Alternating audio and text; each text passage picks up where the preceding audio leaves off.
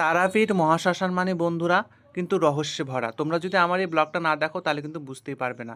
তো এটা হলো মুন্ডু মালিনী তলার যে শ্মশান কালী মা আছে সেই মায়ের ভিডিও তোমাদেরকে শেয়ার করব। তো তোমরা তো সবাই জানো যে আমি তারাপীঠ চলে গেছিলাম। তারাপীঠে কিন্তু তারামাকে দর্শন করা হয়ে গেছে। গুরু বামদেবের যে শ্মশান চত্বর ছিল সেটাকেও দর্শন করা হয়ে গেছে।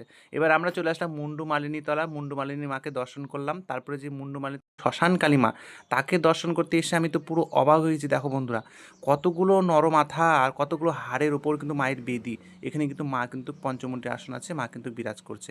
ভয়ঙ্করও লাগছিল আর কিন্তু সুন্দরও লাগছিল দেখতে। আর মন্দিরের ঠিক পাশেই কিন্তু সেই পাগলা নদীটি বয়ে গেছে, যেটি কিন্তু তারাপীঠ মন্দিরকে ঘেঁষে কিন্তু বয়ে গেছে। তো খুবই সুন্দর লাগছিল দেখতে, চারিপাশটা একটু ফাঁকা ফাঁকা ছিল, খুবই ভালো লাগছিল। কিন্তু ভয়ঙ্কর ভয়ঙ্করও লাগছিল, কারণ এটাও একটা ছোটো মোটো শ্মশান তোমরা বলতে পারো। আর এখানে কিন্তু হোম হয়, যজ্ঞ হয়, সব কিছুই কিন্তু হয়। এবার তোমাদেরকে আমি আরেকটা অলৌকিক জিনিস দেখাচ্ছি, চলো। এখানে দেখো যেটা পাথর যেটা রেখেছে, দেখো পাথরটাকে কি সুন্দর করে মা কালীর মুখ বানিয়ে রেখেছে। আর গাছটা দেখো, গাছটা থেকে মনে হচ্ছে কোনো মুখ বেরিয়েছে, কত সুন্দর করে এটাকে দেখো, কি অপূর্ব লাগছে দেখতে। তো তোমাদেরকে কেমন লাগলো অবশ্যই তোমরা কমেন্টে জানাবে কিন্তু বন্ধুরা। দেখো, আমাকে তো খুবই ভালো লাগলো।